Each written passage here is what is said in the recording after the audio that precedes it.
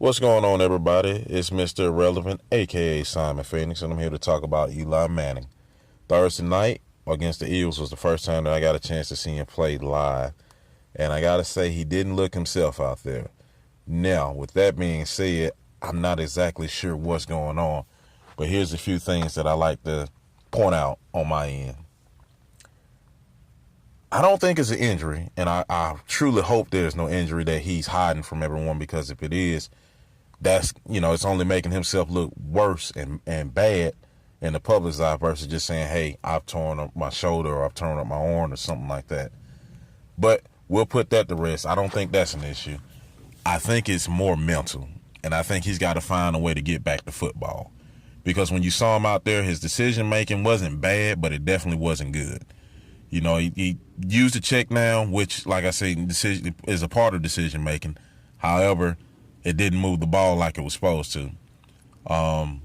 You look at some of the throws that he made.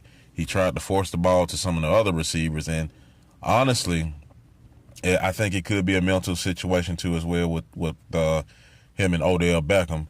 He didn't get the ball to him, in my honest opinion, the best way that he could. And when it comes to that as a quarterback, and we know about this issue, I've heard about the issue. I don't know exactly what was said and word for word, but I know there's some kind of riff or a little tension between the two. You have to pull them to the side and say, all right, man, well, whatever it is or whatever's going on, we're going to have to figure it out and work together on this field, because at the end of the day, we have a job to do.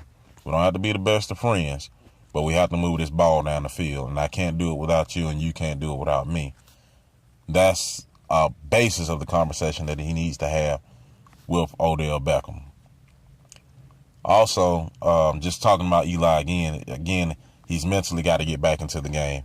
I think and you know what? I'm going to use this word. He could have just been frustrated out there, and he had a mental lapse as far as how to move the ball.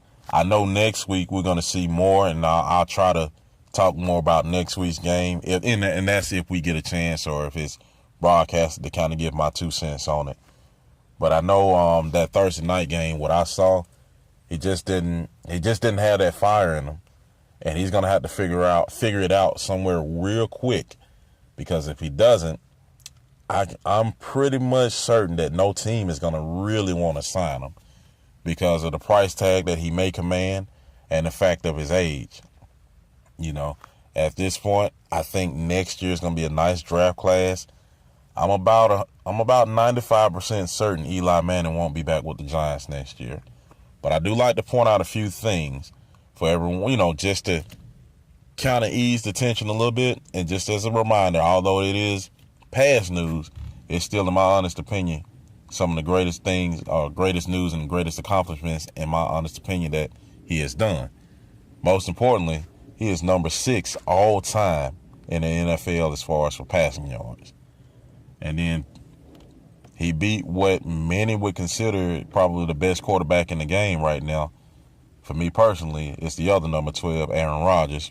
But he beat him twice, come back behind victories, and also ended a perfect season for Tom Brady. So kind of remember those two as well, that this is the reason why he's been in the league thus long. He is a proven winner. He is a proven good quarterback. And he's just got to go out there and find himself. But you guys tell me what you think. Please chime in on the conversation. Share this video. And, follow us. Go ahead and sign up. Open Field Report. I appreciate the support. Simon Phoenix, signing off.